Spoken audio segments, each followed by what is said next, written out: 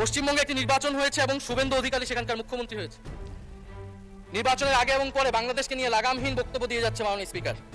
তিনি এর আগে একটি জনসভায় বলেছেন, ইসরায়েল যেভাবে গাজাকে শিক্ষা দেয় বাংলাদেশকেও সেভাবে শিক্ষা দিতে হবে। মাননীয় স্পিকার, এই অধ্যতের জবাব বাংলাদেশ সরকারকে দিতে হবে, পররাষ্ট্র মন্ত্রণালয়কে দিতে হবে। আমরা পররাষ্ট্র মন্ত্রণালয় থেকে কঠোর জবাব আশা করছি। আমাদের মাননীয় স্বরাষ্ট্রমন্ত্রী আলহামদুলিল্লাহ উনি সব দিক দিয়ে দক্ষ, উনি সব মন্ত্রণালয়ে কিন্তু প্রস্তুতি দেন, কিন্তু উনি আইন শৃঙ্খলা রক্ষা করার ক্ষেত্রে আমি মনে করি ব্যর্থ হয়েছে। তার কারণে উনি আইন শৃঙ্খলা রক্ষা করতে পারেন নাই। গত পরশুদিনও আপনার সব পত্রিকায় এসেছে, লক্ষ্মীপুরে মা এবং 3 জন মেয়ে, ঢাকা বিশ্ববিদ্যালয়ের একজন ছাত্রী সহ 3 বোন এবং মাকে নৃশংসভাবে হত্যা করা হয়েছে। 5 বছরে জামাত ইসলামের কাপড় চোপড় খুলে ফেলতে চায় জমিয়ত সভাপতি জনাব ওবায়দুল্লাহ ফারুকী সাহেব। আপনি কাপড় খুলে ফেলতে চাচ্ছেন? গত 16 বছর আপনি আওয়ামী লীগের কারো কোনো কাপড় খুলতে পেরেছেন? রাস্তায় একটা হুঙ্কার দিয়ে বক্তব্য দিয়েছিলেন, বিএনপিকে খুব ভালোবাসেন, বেশ ভালো কথা। আমি তো বাংলাদেশের ম্যাক্সিমাম বিএনপিকে যে আলেমরা এখন ভালোবাসে, আমি সবার কাপড়গুলা খুলে একেবারে খুলে তারপরে প্রমাণ করে দিতে পারবো যে এ প্রত্যেককে ছিল আওয়ামী লীগের দালাল।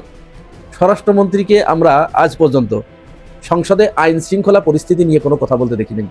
তিনি সংসদে যখনই দাঁড়ান তখনই তার এরিয়ার বাইরে গিয়ে কথা বলেন, অন্য বিষয়ে তিনি কথা বলেন। তাহলে তিনি যে বিষয়ে এক্সপার্ট, তাকে সেই জায়গায় দায়িত্ব দেওয়া হোক। দেশের আইন শৃঙ্খলা প্রচন্ড ভেঙে পড়েছে। অন্তর্বর্তীকালীন সরকারের আমলেও আইন শৃঙ্খলা পরিস্থিতি এত খারাপ ছিল না। বিএনপি জুলাই চেতনা ভুলিয়ে দিতে চায়, আর জামাত ইসলামী জুলাই চেতনা আগলে রাখতে চায়, জুলাই চেতনা ধারণ করতে চায়, জাতীয়ভাবে জুলাই চেতনা প্রতিষ্ঠিত করতে চায়। এই পার্থক্য এখন স্পষ্ট। এই আলোচনার মধ্যে এটা থাকবে যে বিএনপির সমস্যাটা কি। আসসালামু আলাইকুম প্রিয় দর্শক, নতুন একটি আপডেট ব্রেকিং নিউজে আপনাদের সবাইকে স্বাগত। প্রিয় দর্শক, দেশ ও প্রবাস থেকে যে বাজারা আজকের এই তথ্যবহুল আলোচনা সমৃদ্ধ ভিডিওটিতে ক্লিক করেছেন, সবাইকে রিকোয়েস্ট করব ধৈর্য সহকারে না টেনে সম্পূর্ণ ভিডিওটি দেখবেন, কারণ আজকের এই ভিডিওটি সাজানো হয়েছে এমন কিছু গুরুত্বপূর্ণ তথ্যবহুল আলোচনা সমৃদ্ধ ভিডিও নিয়ে, যেই ভিডিওগুলো দেখলে আপনাদের গা শিউরে উঠবে, চোখ কপালে উঠতে বাধ্য হবে, আপনারা অবাক হয়ে যাবেন। প্রিয় দর্শক, এই ভিডিওটিতে সেই রহস্যটি জানতে হলে অবশ্যই সম্পূর্ণ ভিডিওটি দেখতে হবে, তাই সকলকে রিকোয়েস্ট করব ধৈর্য সহকারে সম্পূর্ণ ভিডিওটি দেখবেন। প্রিয় দর্শক, কথা না বাড়িয়ে চলুন একটি লাইক দিয়ে ভিডিওগুলোর বিস্তারিত আলোচনাগুলো শুনে আসি। পশ্চিমবঙ্গে একটি নির্বাচন হয়েছে এবং শুভেন্দু অধিকারী সেখানকার মুখ্যমন্ত্রী হয়েছে। নির্বাচনের আগে এবং পরে বাংলাদেশকে নিয়ে লাগামহীন বক্তব্য দিয়ে যাচ্ছে মাননীয় স্পিকার। তিনি বলেছেন এক নির্বাচনী এক জনসভায়, আমাদের জন্যই বাংলাদেশ তৈরি হয়েছে, বড় বড় কথা বলে অবৈধ সবাইকে পাঠিয়ে দেব। তিনি এর আগে একটি জনসভায় বলেছেন, ইসরায়েল যেভাবে গাজাকে শিক্ষা দেয় বাংলাদেশকেও সেভাবে শিক্ষা দিতে হবে। মাননীয় স্পিকার, এই অধ্যতের জবাব বাংলাদেশ সরকারকে দিতে হবে, পররাষ্ট্র মন্ত্রণালয়কে দিতে হবে। আমরা পররাষ্ট্র মন্ত্রণালয় থেকে কঠোর জবাব আশা করছি এবং ইতিহাস ভুলে গেলে চলবে না। এই পূর্ববঙ্গের কৃষকের টাকায় মাননীয় স্পিকার কলকাতা শহর তৈরি হয়েছিল। কলকাতা শহর আমরা 1937 সালে বিজয় লাভ করেছিলাম মাননীয় স্পিকার, এবং শ্যামাপ্রসাদ মুখার্জিরা তারা সাম্প্রদায়িক নীতির ভিত্তিতে পশ্চিমবঙ্গ ভাগ করেছিল, যে পশ্চিমবঙ্গ দিবস আজকে নরেন্দ্র মোদী পালন করছে। সময়ের সাথে সাথে দেখা দেয় নিত্য নতুন প্রয়োজন, রেডি থাকতে হয় প্রতি মুহূর্ত। তাই এলো ইনোভার, যেন আপনি লাইফে থাকেন রেডি প্রতিদিন। Innova, designed for now. এই সরকার আসার পরে সীমান্তে প্রায় 10 জনের মতো ভারতীয় বাহিনী বিএসএফ দ্বারা হত্যা করা হয়েছে এবং পুশিং করার চেষ্টা করা হচ্ছে অবৈধ বাংলাদেশি বলে। আমরা এই বাজেট অধিবেশনে পুশিং নিয়ে একটা আলোচনা করতে চেয়েছিলাম মাননীয় স্পিকার। এই আলোচনাটা আমরা জানি না কোন কারণে এই আলোচনাটা আমাদেরকে করতে দেওয়া হয়নি। সরকারি দল, বিরোধী দল, সমালোচনা, প্রশংসা, এত কথা হলো, আমরা কি 1 ঘন্টা সময় মাননীয় স্পিকার বের করতে পারতাম না পুশিং নিয়ে আলোচনা করার জন্য? আমরা বিএনপির নামের সাথে জাতীয়তাবাদ শব্দটা আছে, আমরা দেখতে চাই তারা কিভাবে সীমান্ত হত্যা বন্ধ করে মাননীয় স্পিকার, এবং সে বিষয়ে আমরা সর্বাত্মকভাবে সহযোগিতা করব। আমরা বিজেপিকে সাধুবাদ জানাই এই মহান সংসদ থেকে, তারা যেভাবে প্রতিরোধ করছে, যেভাবে দৃঢ়তার সাথে দাঁড়িয়ে রয়েছে। বাংলাদেশের 18 কোটি জনগণ মাননীয় স্পিকার বাংলাদেশ বিজেপির সাথে রয়েছে। মাননীয় স্পিকার, পশ্চিমবঙ্গে একটি নির্বাচন হয়েছে এবং শুভেন্দু অধিকারী সেখানকার মুখ্যমন্ত্রী হয়েছে। নির্বাচনের আগে এবং পরে বাংলাদেশকে নিয়ে লাগামহীন বক্তব্য দিয়ে যাচ্ছে মাননীয় স্পিকার। তিনি বলেছেন এক নির্বাচনী এক জনসভায়, আমাদের জন্যই বাংলাদেশ তৈরি হয়েছে, বড় বড় কথা বলে অবৈধ সবাইকে পাঠিয়ে দেব। তিনি এর আগে একটি জনসভায় বলেছেন, ইসরায়েল যেভাবে গাজাকে শিক্ষা দেয় বাংলাদেশকেও সেভাবে শিক্ষা দিতে হবে। মাননীয় স্পিকার, এই অধ্যতের জবাব বাংলাদেশ সরকারকে দিতে হবে, পররাষ্ট্র মন্ত্রণালয়কে দিতে হবে। আমরা পররাষ্ট্র মন্ত্রণালয় থেকে কঠোর জবাব আশা করছি এবং ইতিহাস ভুলে গেলে চলবে না। এই পূর্ববঙ্গের কৃষকের টাকায় মাননীয় স্পিকার কলকাতা শহর তৈরি হয়েছিল। কলকাতা শহর আমরা 1937 সালে বিজয় লাভ করেছিলাম মাননীয় স্পিকার, এবং শ্যামাপ্রসাদ মুখার্জিরা তারা সাম্প্রদায়িক নীতির ভিত্তিতে পশ্চিমবঙ্গ ভাগ করেছিল, যে পশ্চিমবঙ্গ দিবস আজকে নরেন্দ্র মোদী পালন করছে। আমরা এই জাতীয়তাবাদী সরকারকে আমরা সেই সমমর্যাদায় সমতার নীতি নিয়ে আমরা প্রতিবেশীর সাথে সম্পর্ক করতে চাই। বাংলাদেশ ফার্স্ট, এটা যাতে শুধু মুখে মুখে না থাকে। মাননীয় স্পিকার, আমাকে যদি আরেকটু সময় বাড়িয়ে দিতেন আমি শেষ করে ফেলবো। জি, 4 মিনিট দেওয়া হলো আপনাকে, ধন্যবাদ। মাননীয় স্পিকার, ভারতীয় নতুন হাই কমিশনার বাংলাদেশে এসেছেন দীনেশ ত্রিবেদী। তো ত্রিবেদী সাহেব বাংলাদেশে প্রবেশ করেই ভারতের আকাশ জমি বাংলাদেশের আকাশ জমির সাথে মিলিয়ে ফেলেছে মাননীয় স্পিকার। তো মিষ্টি কথায় মাননীয় স্পিকার চিরা ভিজে না। গত 16 বছরের কথা আমরা ভুলে যাইনি। তাদের উচিত ছিল, নতুন হাই কমিশনার উচিত ছিল প্রথমত অ্যাপোলজি করা। 16 বছরে বাংলাদেশে যে প্রত্যক্ষ এবং পরোক্ষভাবে আওয়ামী লীগকে ক্ষমতায় রাখতে সহায়তা করেছে ভারত সরকার, তার জন্য অ্যাপোলজি করা। এখানে যে গণহত্যা সংঘটিত হয়েছিল এবং এখনো সেই গণহত্যার হত্যাকারী ওসমান হাদির হত্যাকারীকে ভারতে আশ্রয় দেওয়া হয়েছে, বাংলাদেশে নাশকতা করছে আওয়ামী লীগ, তার জন্য ভারতীয় হাই কমিশনারকে অ্যাপোলজি করা উচিত ছিল। এবং কিভাবে বাংলাদেশের সাথে নতুন সম্পর্ক তৈরি করবে মর্যাদা এবং সমতার ভিত্তিতে, সেই কথা বলা উচিত ছিল মাননীয় স্পিকার। আসসালামু আলাইকুম প্রিয় ভাই ও বোনেরা, কেমন আছেন আপনারা? আশা করি সবাই ভালো আছেন।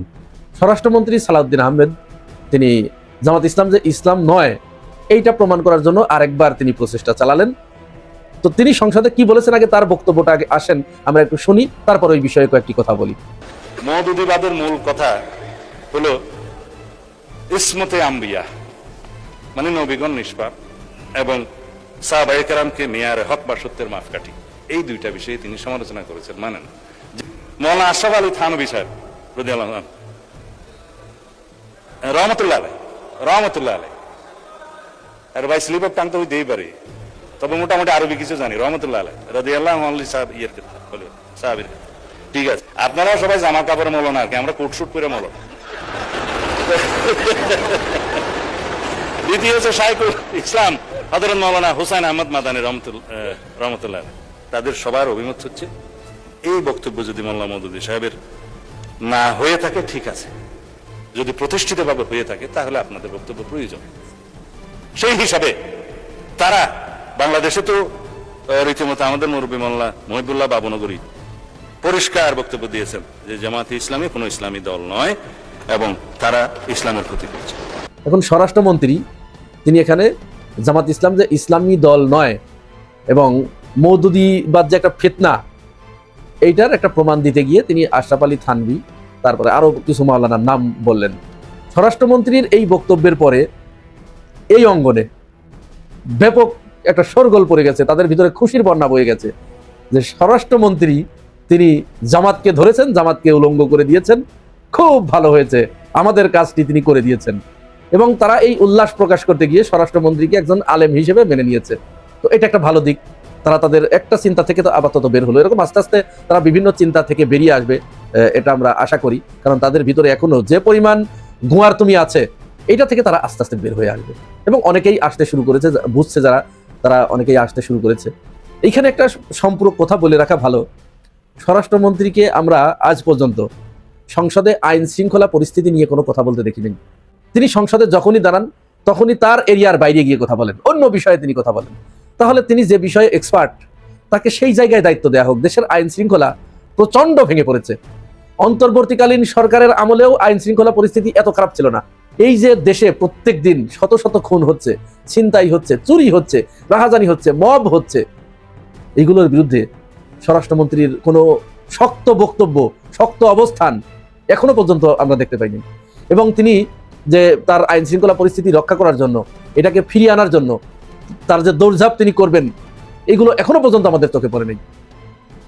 তিনি কখনো আইন মন্ত্রণালয়ের কাজ করে দিচ্ছেন, প্রক্সি দিচ্ছেন, তিনি কখনো প্রধানমন্ত্রীর প্রক্সি দিচ্ছেন, তিনি কখনো ধর্ম মন্ত্রণালয়ের প্রক্সি দিচ্ছেন, তিনি কখনো অর্থ মন্ত্রণালয়ের প্রক্সি দিচ্ছেন, তিনি কখনো বাণিজ্য মন্ত্রণালয়ের প্রক্সি দিচ্ছেন। এই ধরনের প্রত্যেকটা মন্ত্রণালয়ে গিয়ে তিনি প্রক্সি দিচ্ছেন, কিন্তু তার নিজের মন্ত্রণালয় সম্পর্কে তার বিন্দুমাত্র কোনো আগ্রহ আছে বলে আমাদের কাছে মনে হচ্ছে না। মনে হচ্ছে স্বরাষ্ট্রমন্ত্রী তার ওই স্বরাষ্ট্র মন্ত্রণালয় পেয়ে তিনি খুশি হন নাই, তিনি অন্য জায়গা পেলে হয়তো খুশি হতেন। হতেই পারে এরকম, একজন মানুষ সব জায়গায় কাজ করে স্বাচ্ছন্দ্য বোধ করবেন এমনটি নাও হতে পারে। তো সরকারের প্রতি আমাদের অনুরোধ থাকবে যে স্বরাষ্ট্রমন্ত্রী যে জায়গায় কাজ করতে স্বাচ্ছন্দ্য বোধ করেন তাকে সেই জায়গায় দিয়ে দেওয়া হোক। দেশের আইন শৃঙ্খলা পরিস্থিতি আমাদের ফিরিয়ে আনা দরকার। জামাত নিয়ে পড়ে থাকার মতো আরো মন্ত্রী তো আছে, আরো এমপিরা আছে, তারা পড়ে থাক, স্বরাষ্ট্রমন্ত্রীর কাজ করুক। সবশেষ আমি একটা ফটোকার্ড আপনাদের দেখাই, ফটোকার্ডটি ভালো লেগেছে যার কারণে দেখালাম। দেখেন বাংলাদেশের পরিস্থিতিটা এখন এমন হয়েছে যে আওয়ামী লীগ, বিএনপি, সিপিবি, বাম, হেফাজত, চরমোনাই, মানে যত দল আছে সবাই মিলে জামাত একা একদিকে হাঁটছে আর এরা জামাতকে পিছন থেকে টেনে ধরছে। তার মানে কি, সম্মিলিতভাবে যখন কেউ কাউকে আটকানোর চেষ্টা করে তার মানে তারা তাদের রাজনৈতিক চিন্তা, তাদের সমস্ত দর্শন দিয়ে একত্রিত হয়েছে। একত্রিত না হলে তো একটা শক্তির বিরুদ্ধে সবাই ঐক্যবদ্ধ হওয়া সম্ভব নয়। তাহলে জামাতের বিরুদ্ধে এরা এত চমৎকারভাবে ঐক্যবদ্ধ হলো কি করে?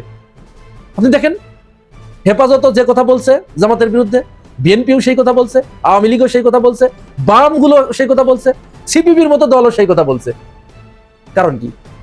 নিশ্চয় তাদের ভিতরে কোনো একটা জায়গায় ঐক্য আছে এবং জামাতের ভিতরে এমন কিছু আছে, এমন একটা ক্যারিশমা আছে যে ক্যারিশমার কারণে এই সমস্ত লোকগুলোর কোনো না কোনো জায়গায় গিয়ে তারা হোঁচট খাচ্ছে, তারা কাজ করতে পারছে না, তারা বিপদে পড়ছে। এই বিপদে পড়ার কারণে তাদের এই পথের কাঁটা সরানোর জন্য তারা এইভাবে উঠে পড়ে লেগেছে, ঐক্যবদ্ধভাবে, সম্মিলিতভাবে। তাছাড়া এরকম হবার কথা নয়। যে হেফাজত, যে চরমোনাই, যে জমিয়ত, তারা ইসলামের জন্য নিজেদের জীবন জান কোরবান একেবারে সারখার করে দিতে পারে, বলে, তারা মুখে বলে। সেই তারা বামরা জামাতের শত্রু হবে, এটাই স্বাভাবিক, যেহেতু জামাত ইসলামের কথা বলে। তাহলে এই ইসলামী দল এইগুলোর কেন জামাতের বিপক্ষে লাগতে হবে? এখানে অবশ্যই গুরুত্বপূর্ণ প্রশ্ন আছে যে কোনোভাবে তাদের ওই বামদের সাথে অ্যালাইনমেন্ট হয়েছে। স্বরাষ্ট্রমন্ত্রী তিনি আরো বললেন যে জামাত ইসলাম তারা ইসলামী শরিয়া চায় না, তারা যদি ইসলামী দল হতো তাহলে তারা শরিয়া আইন চাইতো, তারা অমুক চাইতো, তমুক চাইতো, কোরআন সুন্নাহর আলোকে তারা চাইতো, ইসলামী ব্যাংক বাস্তবায়ন নীতি চাইতো। তারা তো এগুলো চায় নাই। জামাত ইসলাম কি কোথায় বলেছে যে তারা শরিয়া আইন চায় না? তারা বলেছে শরিয়া আইন যদি দেশের মানুষ একসেপ্ট করে তাহলে অবশ্যই জামাত ইসলাম শরিয়া আইন বাস্তবায়ন করবে। কিন্তু দেশের মানুষ কি এই মুহূর্তে শরিয়া আইন গ্রহণ করছে? শরিয়া আইন যদি গ্রহণ করতো তাহলে তো জামাতকে ভোট দিত, হেফাজত ইসলামকে ভোট দিত, ইসলামী দলগুলোকে ক্ষমতায় আনতো।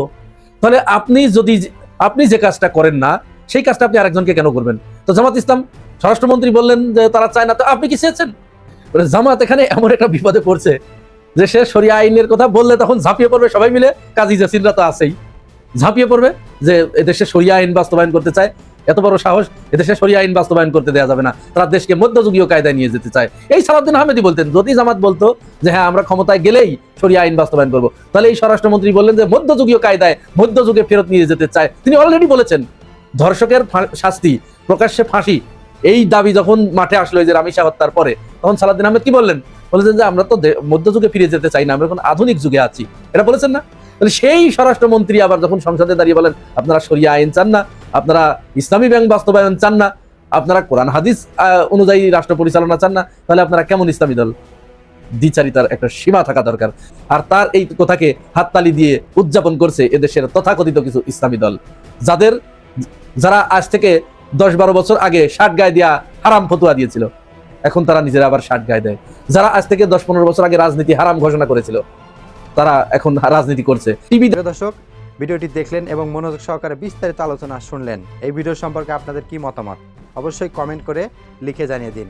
আর যারা এখনও আমাদের এই চ্যানেলটি সাবস্ক্রাইব করেননি, প্রতিনিয়ত দুর্দান্ত সব টপ আপডেট নিউজ পেতে এখনই চ্যানেলটি সাবস্ক্রাইব করে পাশে থাকা বেল বাটনটি অন করে দিন। প্রিয় দর্শক, দেখা হচ্ছে আবারও নতুন কোনো টপিক বা নতুন কোনো ভিডিও নিয়ে। ততক্ষণ পর্যন্ত সবাই ভালো থাকবেন, সুস্থ থাকবেন। আল্লাহ হাফেজ।